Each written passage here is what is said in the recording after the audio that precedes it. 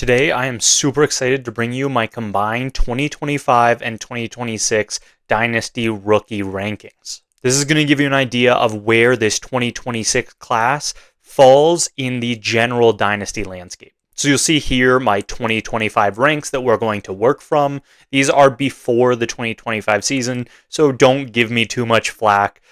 This does not include any of the 2025 season, so any of the rookie season. Obviously, someone like Cam Scadaboo would be much higher here. As well, Jackson Dart would be up a tier or two as well. These are preseason rankings. Now, I'm doing that because it makes most sense to compare prospect to prospect, not prospect to NFL player. So right now we're looking at these profiles as they were before they entered the NFL. All right, let's get right into it here. And first, I have my 27th ranked player in the 2026 Dynasty Rookie class, and that's Kaytron Allen, the running back for Penn State. Kaytron Allen has been consistently good at the college level across his 4 years at Penn State. He just puts out good production every single year, but nothing extremely great that jumps off the page at you. Similar on film, a very strong runner. He has good speed for his size as well, a good big back. He just doesn't have the explosiveness for me to rank him any higher in this class.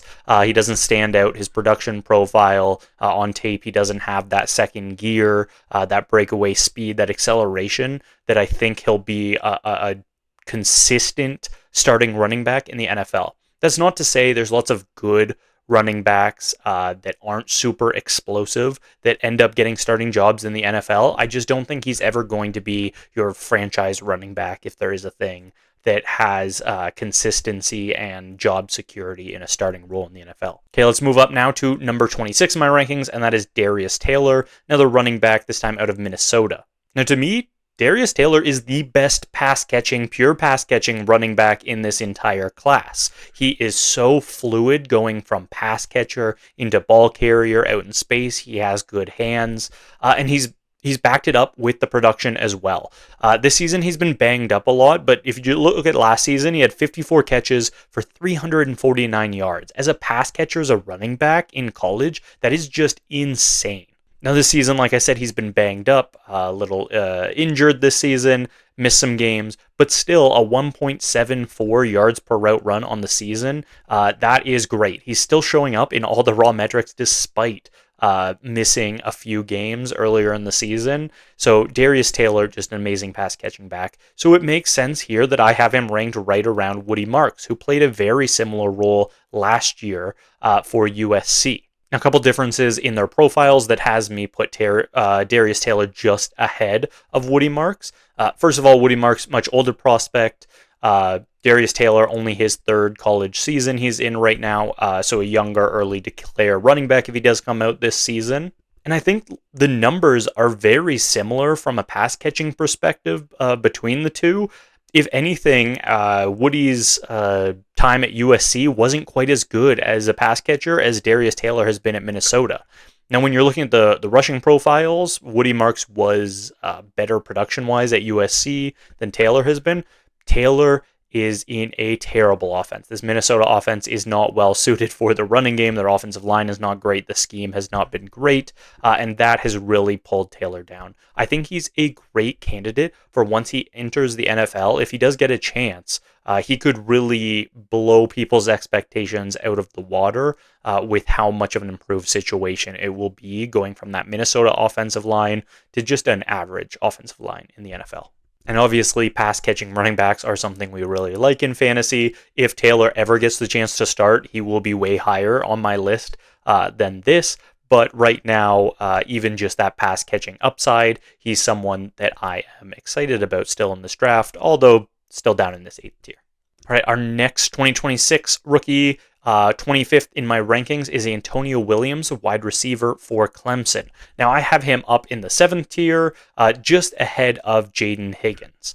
So if you look at Williams' prospect profile, he was actually really highly rated going into the season. A few things have led to him tumbling down boards here.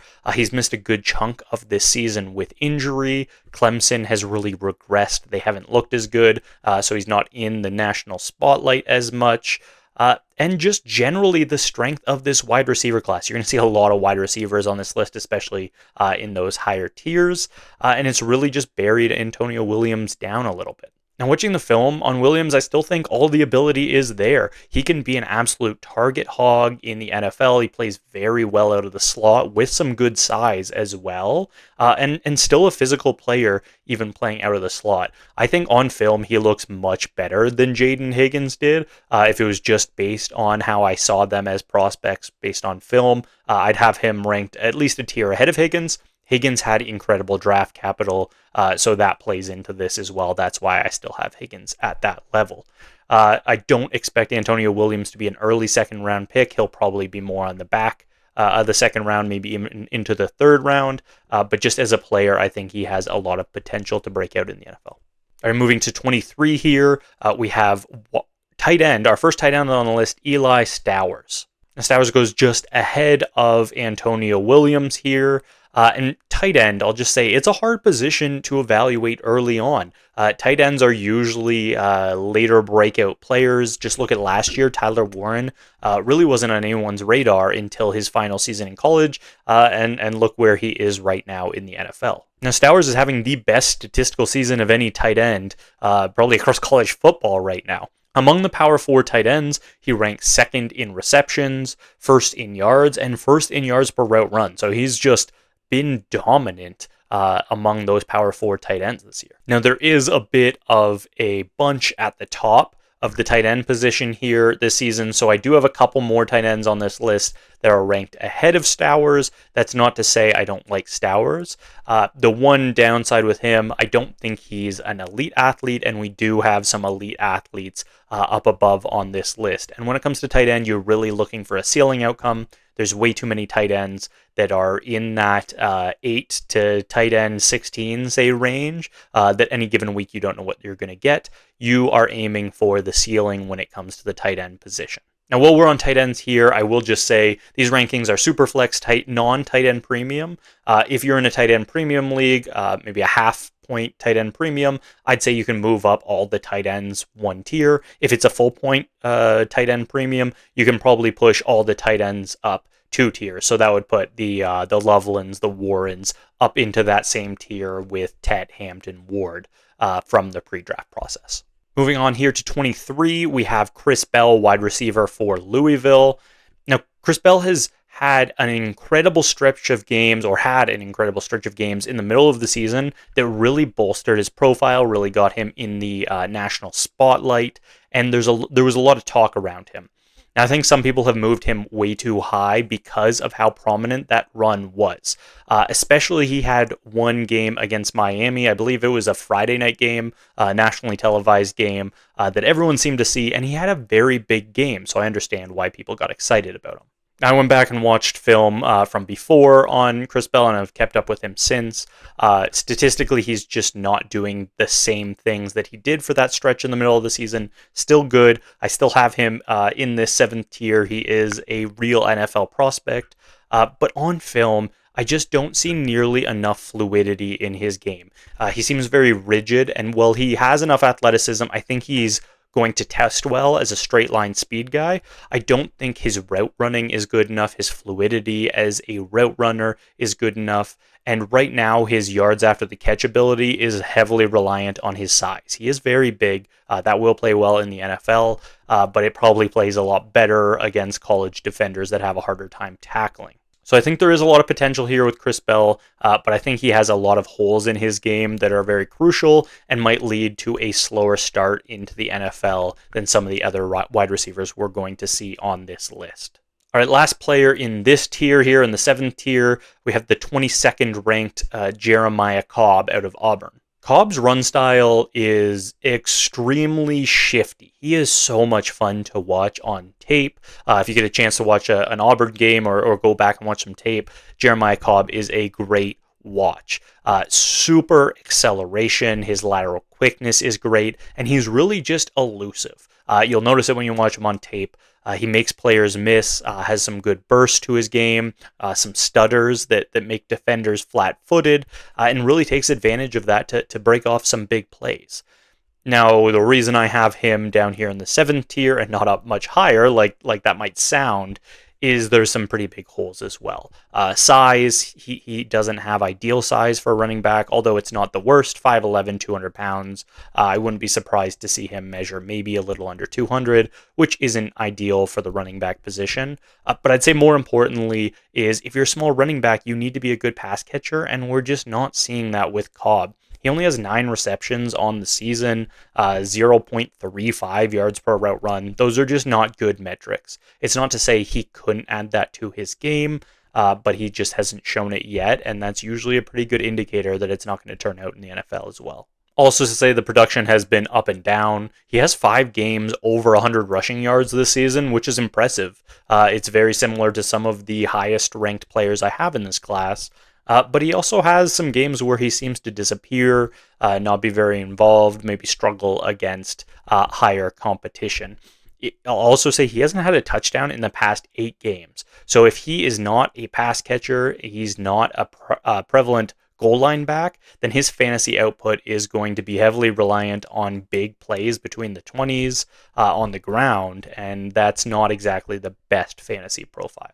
Let's move up to 21 here, and introducing into the 6th tier on this list. At the back end of the 6th tier, I have Mike Washington Jr. out of Arkansas. Now, Washington is a running back that I'm just having a hard time not moving up higher and higher on my rankings.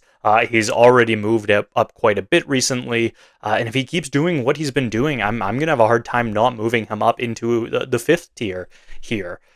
Now, he is first and foremost a huge athlete, 6'2", 228 pounds, absolutely imposing athlete at the running back position, and he pairs that size with exceptional speed and acceleration. You watch him on film, and if it weren't so obvious how big he is, you wouldn't believe it because he moves so well for the position. I will say one downside on the film is he probably doesn't play as big as his size. I'd like to see him play with a little more physicality, but that's more than made up for with his acceleration, his twitchiness, his burst. Now look at the statistical profile as well. He's done very well. He ranks 6th among Power 4 running backs in the class in rushing yards. The only player above him on that rushing yards list with more yards after contact is Jeremiyah Love, who is like the sparkling darling of this class. He's also now developing as a pass catcher as well. He's 11th in yards with 200 receiving yards on the season, so that is also a part of his game, and at that size, that's really impressive. Okay, I said too many good things to have him ranked in the 6th tier, and that's why I say I want to keep moving him up. The downside here with Mike Washington is that this is his 5th season in college. So he is by no means an early breakout. Played a few years at some smaller programs before finally transferring this past offseason to Arkansas. His first season with a Power 4 team, and he has taken full advantage. I think we should start reducing our reliance on these early breakout metrics, and really docking these 4th, 5th year players. I think with the way that transfers are working, and this is Washington's first season with a Power 4 conference team, I think we need to start just looking more at the stats, more at the film, and ignore some of that peripheral stuff. Let's move up to 20 here, and there I have Jacoby Lane, a wide receiver for USC. I have him ranked just ahead of Mike Washington here in this tier. Now, Lane has been overshadowed this season by his teammate Makai Lemon, an exceptional wide receiver, but this duo has looked very good for USC. Lane makes some of the most outrageous contested catches you will ever see. He probably has 2 or 3 of the top catches in all of college football this season. And that's really where he's been used, these contested catch opportunities down the field. He has excellent tracking ability, very good high-level ability on his tracking already for the NFL. And it makes me confident that he will have a good floor in the NFL. He isn't going to fizzle out and be nothing. I think he's someone who will at least take on a role in an NFL offense. And he's got great size for it, 6'4", 200 pounds. Now, the numbers aren't quite there like others in this tier. In this tier, we have like Bird and Harris. Their college numbers much more productive than Jacoby Lane. but Jacoby Lane on film just shows some elite skills that make him really stand out and make me confident that even if he doesn't develop the rest of his game to be a more complete receiver, he will at least have a role in the NFL and for fantasy with some touchdown deep play upside. Moving up to my 19th ranked player, another wide receiver here, we have Brazzell out of Tennessee. Now, Brazzell has some similarities to Lane, actually. He's a big, long, wide receiver. I think he's listed at 6'5". He plays on the outside, excels down the field, very similar to Lane. Now, one of the things is Brazzell's going to have a better production profile because he doesn't share the field with a wide receiver like Makai Lemon, so he is more the number one option in the passing game there in Tennessee. Now, I think Brazzell's floor is lower than Lane's. There's a very real chance that he just doesn't turn out, but I think the ceiling is also very high for Brazzell. Something that really stands out on film with Brazzell is just his quick feet and his route running. I think he is used a little incorrectly. He's used mostly as this deep threat down the field. Some of the separation he generates on his cuts is incredible. It is super impressive among some of the top wide receiver prospects. He's just not used enough to maximize that skill set. And that's what makes me think if he is used correctly, if he can develop and translate those skills to more well-rounded usage as a wide receiver, not just as a deep threat, then he could be something very special in the NFL and have a huge impact on your dynasty team if you're getting him down this far. All right, next up on my list, the number 18th ranked prospect in this class is Michael Trigg, the tight end out of Baylor. Now, we're still in this 6th tier here, and I have Trigg ranked right behind Harold Fannin. Now, I was a huge fan of Harold Fannin coming out of Bowling Green last year. Been super impressed with what he's done in the NFL.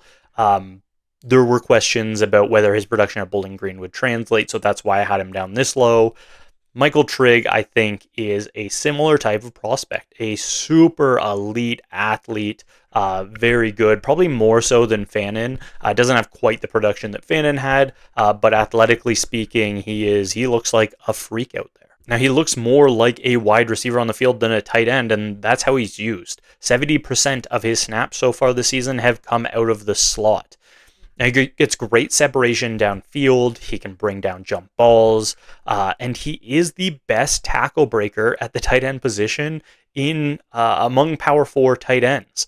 I have 2 other tight ends ranked on this list. I already talked about Stowers. I'll have one more ahead here.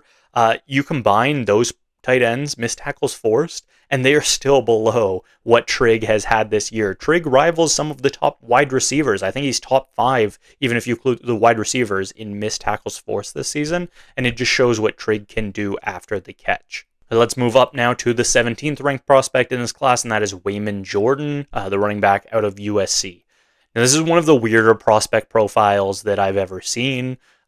Before getting injured, Jordan was probably in the hunt for a top 2 spot in this class among the running backs. He was just that good.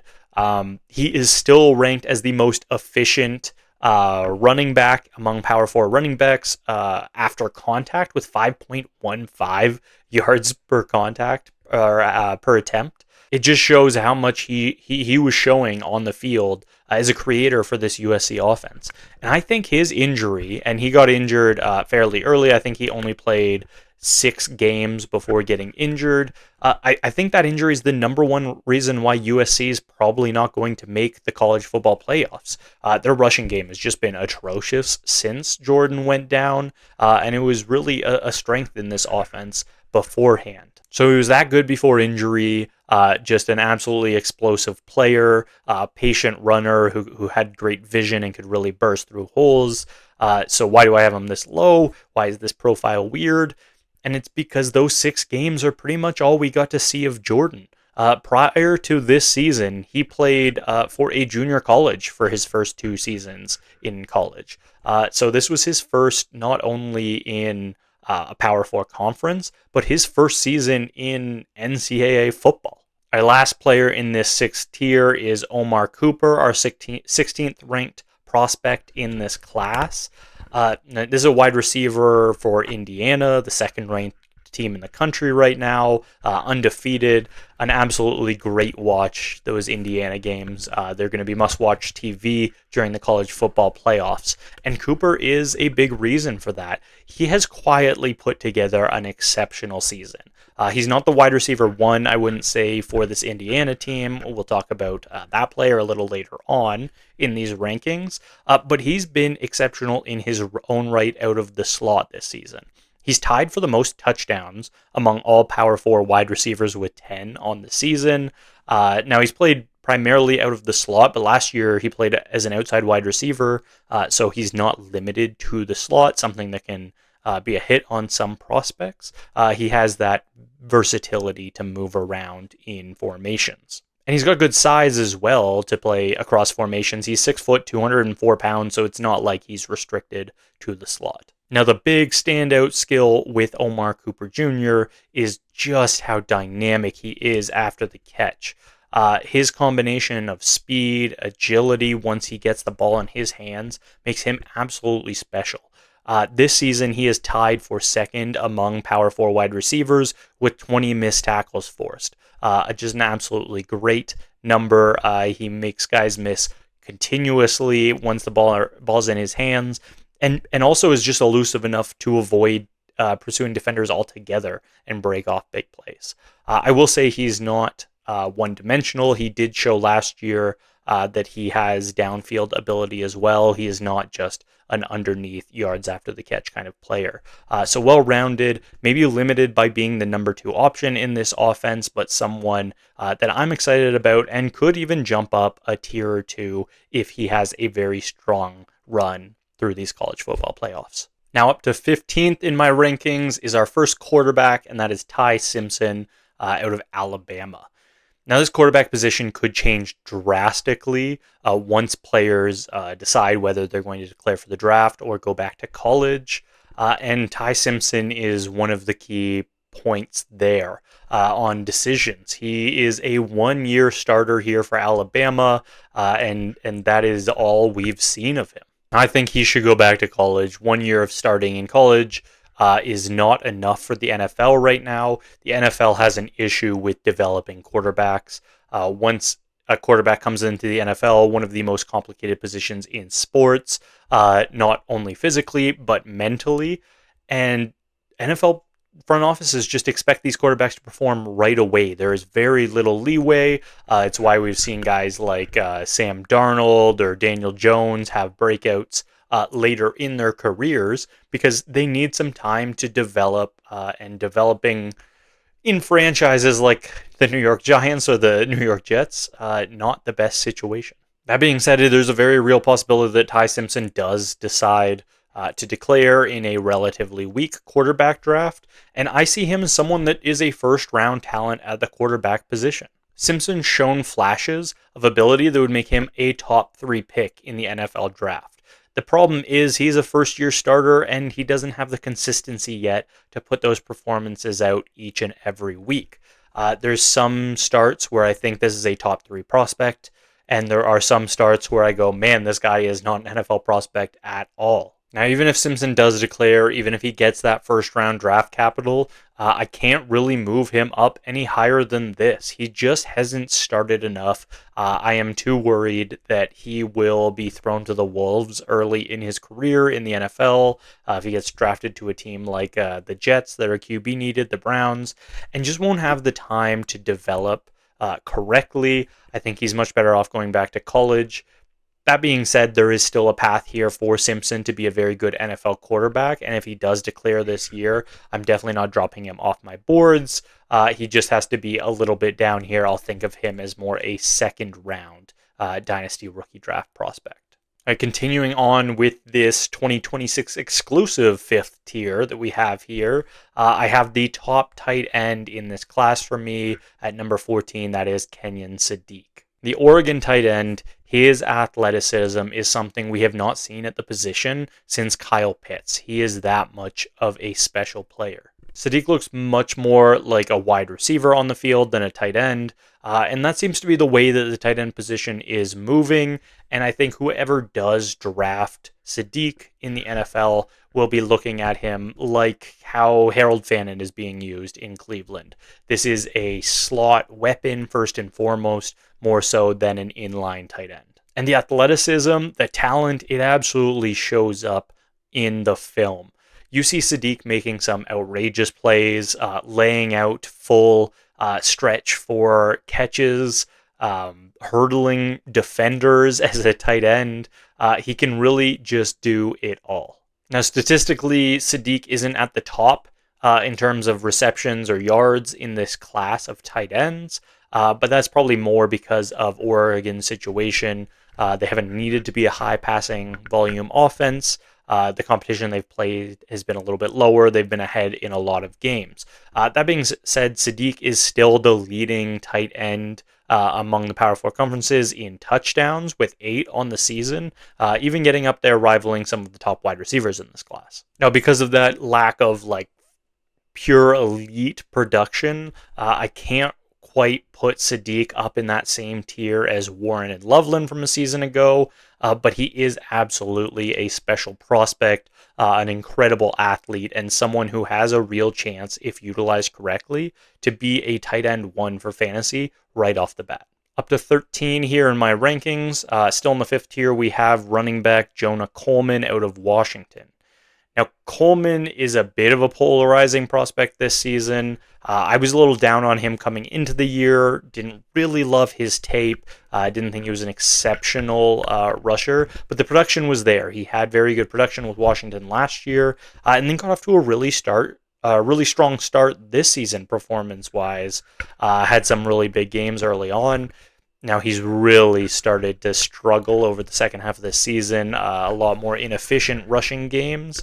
But one saving grace in his profile is that he has been remarkable as a pass catcher. Among the top players at the running back position in all the metrics, yards per route run, receptions, yards, he has been very good out of the backfield there. Now, I wouldn't count myself as one of the most excited about Coleman, but I still think this is a profile that could work for fantasy. It's a fairly thin running back class at the top this year, so Coleman has a chance to be one of those top 2, 3, 4 running backs in this class. Now, maybe it's the case that an injury was kind of slowing him down earlier in the season. He has dealt with an injury here later in the season as well, and maybe that's part of the reason for his slower play.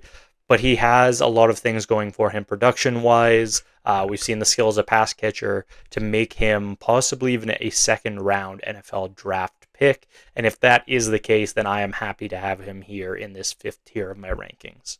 All right, moving up to the 12th ranked player in this class, and that is running back Jadarian Price out of Notre Dame. Price is, I think, the best rusher in this tier by quite a bit. I think he's quite a bit better on the ground than Jonah Coleman.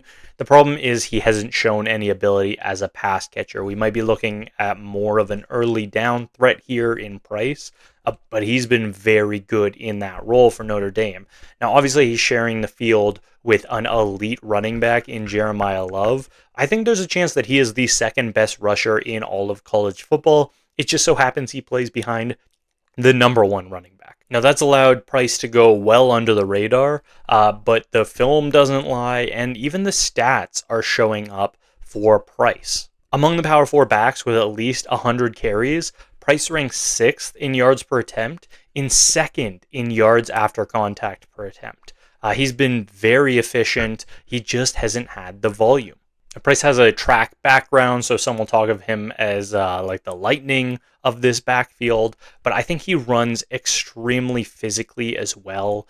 He has a lot of strength to his game. I can see him being a very productive runner between the tackles, not just an outside explosive guy. Now, the lack of pass catching ability does keep him down in this 5th tier for me. Otherwise, I would definitely have him much higher. But I think he's destined to be a starting running back in the NFL, similar to maybe like a David Montgomery. All right, let's move up now to the next tier, this 4th tier. with my 11th ranked player, and that is wide receiver out of Washington, Denzel Boston. Now, Boston probably has the highest ceiling of any wide receiver in this class, and I have him down here at 4th. That shows the depth at wide receiver in this class and some of the limitations that Boston has to get to that ceiling outcome. Now, he's 6'4", 290 pounds. He has exceptional size and exceptional ball skills. When you put up a 50-50 ball, Boston is someone you can count on to come down with it. And that's part of the reason I have such a high ceiling on him. He pairs that great size, those great ball skills, with very good athleticism as well. We just haven't seen him used in a diverse enough way in Washington to be considered one of those top prospects in this class. It's really the difference between him being Mike Williams, still a good deep threat jump ball specialist, and Rome Odunze, kind of the player that you would model him after in a similar offense here in Washington. If he could just diversify his route tree a little bit, add some more maybe yards after the catch ability to his game, or at least just be used in a more varied way than just primarily down the field. Now, I say Boston has a great ceiling. Even the floor here, like I said, Mike Williams, still relevant for fantasy, just not someone that you're super excited about taking a first-round pick on in your rookie drafts. But with the ceiling, that is a bet I am willing to make on Boston at the back half of the first round. Moving up to number 10 here, I have another quarterback in this class, and that is LaNorris Sellers. Now, this has been a terrible season for Sellers, for South Carolina, and a lot of people are going to have him entirely off their board, not anywhere close to this 10th rank that I have. I've watched a lot of film with South Carolina on Sellers, and I don't think that the problems there revolve around Sellers. I see too many people making the comp to Anthony Richardson from a couple of years ago, a player who had poor metrics in college as a passer, but an incredible athlete, an incredible rusher. Now, that is what we see with Sellers. Incredible athlete, incredible rusher. If he does start in the NFL, he will right away be a top 5 rushing quarterback in the NFL, up there with Lamar Jackson, Jaden Daniels.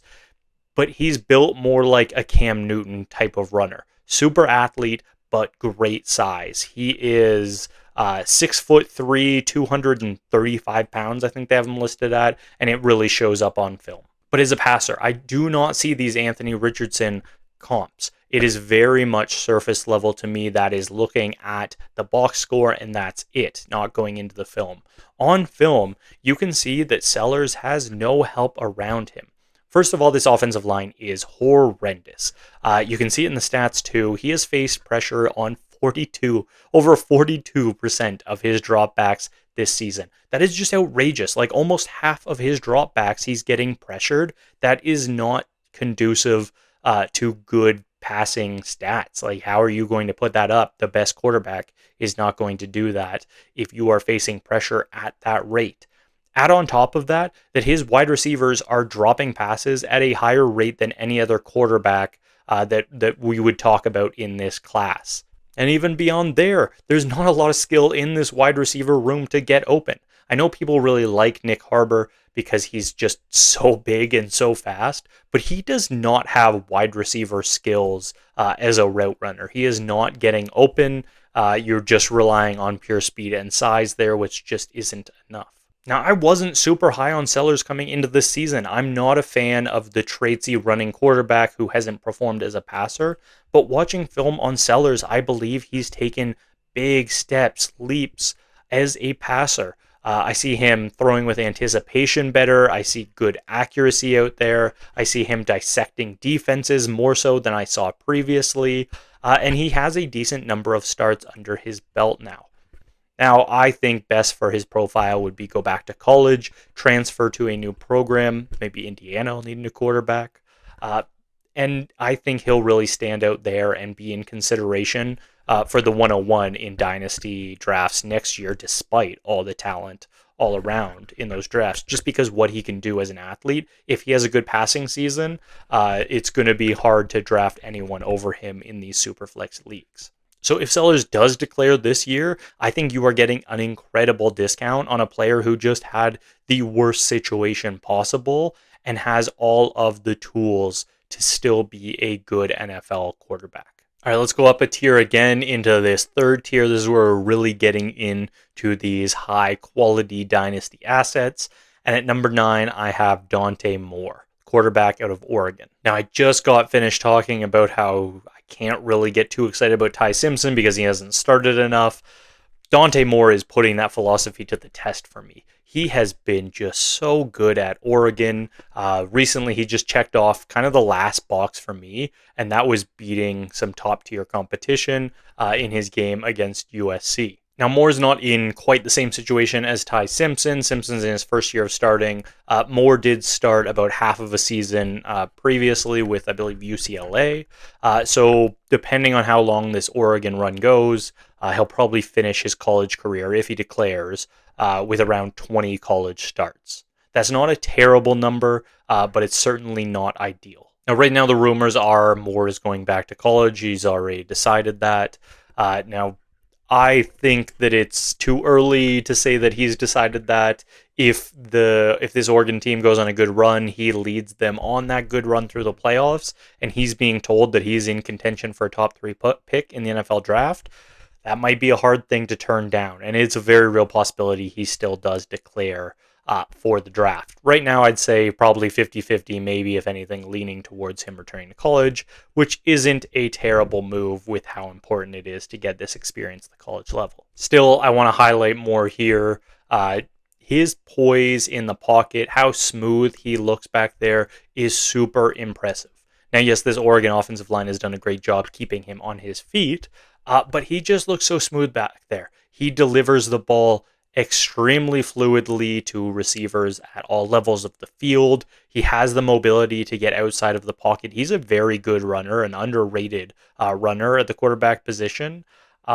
He doesn't necessarily use it like a LaNorris Sellers all the time, but he gets out of the pocket very well and throws on the run very well. It's something that helps him escape, create time for himself, create time for his wide receivers.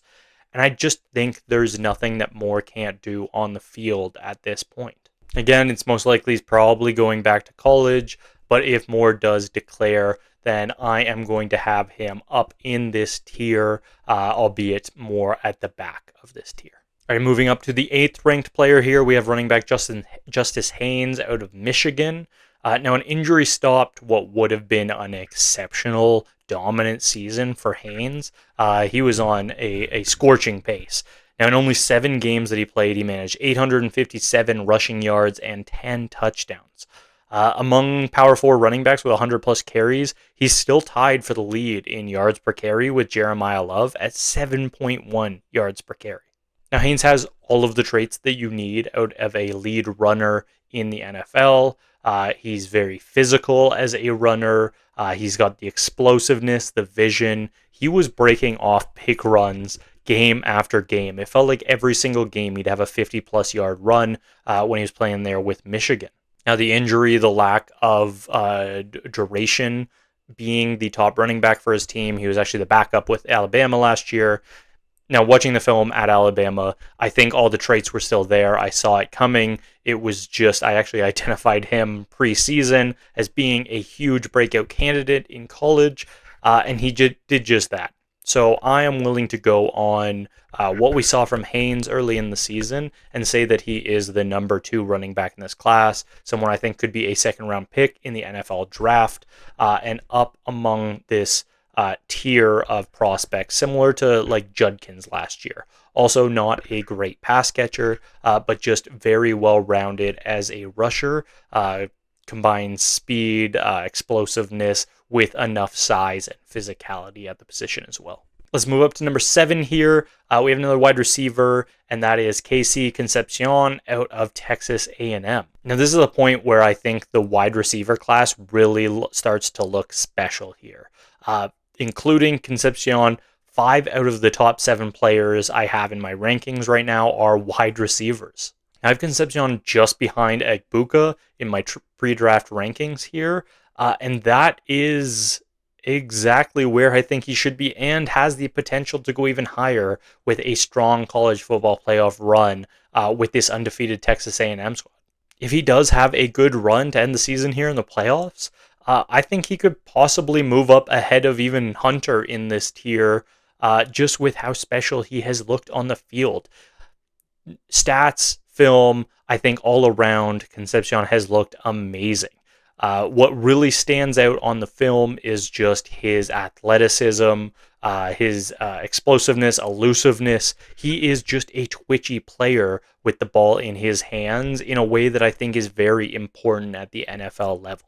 Not the greatest size. I think his 5'11", 190 pounds might measure under that even. But that is by far among the, or not even close to one of the smallest wide receivers in the NFL. You can succeed in the NFL at that size. Now, statistically speaking, you can see here he ranks fourth among Power 4 wide receivers in the class in yards per route run, a very predictive measure at 2.86 yards per route run. He has an exceptional 7.5 yards after the catch per reception. He's tied for fifth in touchdowns with 9 and 8th in yards at 829 so far this season. Now, this is where I think the NFL is going. These fast receivers that are versatile. The days of the big 6'4" receiver being the only way to dominate in the NFL, I think it is gone, especially when it comes to fantasy. Receivers like Justin Jefferson, Jamar Chase, they're not built on size. They're built on route running, speed, athleticism, and that is something that Concepcion absolutely has. He's extremely versatile as well. You can use him underneath as a yards after catch guy. He's been very effective this year down the field, making big plays, getting separation. He's played both in the slot and out wide throughout his career. So there's really so many ways that an NFL offensive coordinator could utilize Concepcion. Now, the other wide receiver I have up in this tier, my 6th ranked player, is Elijah Sarratt out of Indiana. Now, if I'm an NFL team and I'm on 3rd, 4th, and short, I'm near the goal line. If I have to pick a wide receiver from college coming into the NFL, that is Elijah Sarratt. He is just dominant in these need to have it down and distance situations. Now, right now, Sarratt is tied for the Power 4 lead in touchdowns among wide receivers, and that's despite playing two less games than all the other players he is tied with atop the leaderboard in touchdowns. Now, Sarratt's not just the short yardage X-receiver. He's shown versatility in his game last year with Indiana as well. He had over 18 yards per reception, showing his abilities as a deep threat. On film, you could see incredible tracking down the field, ability to haul in tough plays on the run. Just very well-rounded as a player. And this is a 6'2", 213-pound player that was exceptional down the field last year, and this year has shown his ability to be a go-to short yardage receiver. Now, the downside with Sarratt, the reason I don't have him as probably the top wide receiver in this class, is that he doesn't have elite athleticism. He's a good athlete, don't get me wrong. He is very good, but he's not among that elite tier. But at 6'2", 213 pounds, you don't need to be. You can make up for some of that with size. He doesn't have the most yards after catch. He's more of a reliable at the catch point and deep threat kind of player. But that being said, those areas can be made up for in other spots. Sarratt, I think, has just been absolutely indispensable for this Indiana team that's a number 1 or number 2 ranked team in the country right now. And has just been so good. I think he will translate extremely well at the NFL level. What I see is someone like a Terry McLaurin when I watch his game. And that brings me up to number 5, the quarterback for Elijah Sarratt at Indiana, and that is Fernando Mendoza. I have him as the top-ranked player in this 3rd tier. Now, Mendoza is among the favorites to win the Heisman Trophy this season. That's just how good he's been leading this great Indiana offense. He's done everything right, everything that's been asked of him. He's leading the Power 4 conferences in touchdowns, ranks 4th in completion percentage, and he's 2nd in yards per attempt. Mendoza just has a great arm. This is an NFL talent, NFL level arm talent. playing in college right now. I've seen the comps to a Jared Goff. He is more of a pocket quarterback. You're not going to get huge rushing upside with Mendoza, but I think that's a fair comp. Jared Goff is a very good NFL quarterback, and Mendoza has those same arm talent abilities. Now, if he does succeed in this playoff run that Indiana is going to go on, then we might just see a special kind of talent in his clutch ability at the quarterback position as well, which will play even further into his NFL draft stock. Now, while I said he's not a great rusher at the quarterback position, it's not like he doesn't have any utility there, and he sneakily could be pretty valuable for fantasy even from a rushing perspective. This season he has 5 rushing touchdowns for Indiana. He is 6'5", 225 pounds. He could take on that goal line role like a Jalen Hurts or a Josh Allen. Even if he's not going to pick up huge gains in the open field, I think he has the size and feel as a rusher to be able to pick up those touchdowns in the NFL as well. And a really important thing here, he already has 30 starts, and he's going to have a few more through this playoff run with Indiana getting up to close to 35, an absolutely ideal number entering the NFL. He's the most experienced quarterback among these quarterbacks I'm considering as the top tiers of passers coming into the NFL this season, and that is why I'm going to have him at the top of my quarterback list. Now, while there could be an argument between him and Ward last year, I was a little bit more impressed with Ward's mobility, his poise in the pocket, kind of throwing from different arm angles, all those kind of things. They give me more confidence in Ward's ceiling, but I think Mendoza has a higher floor. Maybe just the ceiling isn't quite in the same area, and that's why I have him just down one tier, but at the top of this third tier. All right, let's move up to my number 4 ranked player, and this is the start of this absolutely amazing class of wide receivers at the top here, and starting it off with Jordyn Tyson from Arizona State. Now, before the season, Tyson was probably on most boards the number 1 receiver. He was my number 2 receiver. Now I have him down at 3, but not a big fall. He's had some injuries. This offense, Arizona State, hasn't been very good, especially from a passing perspective. Quarterback Sam Leavitt just hasn't really impressed me much this season, and that's kind of pulled Tyson's profile down a little bit. That being said, Tyson is he had over 1,000 yards and 10 touchdowns last season. It's why he was so highly regarded coming into this season. And I think he's going to surpass that number again if he hasn't already. His numbers have looked good, just some injuries holding him back right now. Now, it's hard to talk about Tyson because there isn't one standout skill that makes me go, yes, he is the best at this. He is just versatile. He's well-rounded. There's not really any big holes in his profile, and he does a lot of things at a very high level. Now, he is absolutely dominated targets. He is a target hog here at Arizona State. And just the overall ability, he has good hands. He can win in contested catch situations. He's very good after the catch, a great athlete. And he gets good separations on his routes. Adding to that he has really good size as well. He's 6'2", over 200 pounds. And there's just nothing really to point at with Tyson along with his production profile to say that this isn't just an exceptional wide receiver. Now, I was a little bit lower on Tet McMillan than some of the others in the Dynasty community. Not to say I think he was a bad prospect. I did like him, and I'm even more excited about him in the NFL now here. But I think Tyson and Tet are right on that same level. However you want to rank them, I would call them about the same. All right, let's move up here to the number 3 ranked prospect I have, and that is Carnell Tate, another wide receiver, this time out of Ohio State. Now, Tate is the player who has passed Tyson from my pre-draft rankings. Tate was up there, but it was a lot of projection. We didn't know what Tate was going to do, taking on an increased role in this offense. Obviously, Emeka Egbuka was in Ohio State last season, along with Jeremiah Smith, the standout 2027 prospect, and it relegated Carnell Tate to a lower role. Well, this season he's taken full advantage. If anything, he's arguably the best wide receiver on this team over Jeremiah Smith. Now, I won't push back too hard on anyone that wants to rank him as the top wide receiver in this class. He is absolutely in contention for it, and that's why he's in this tier.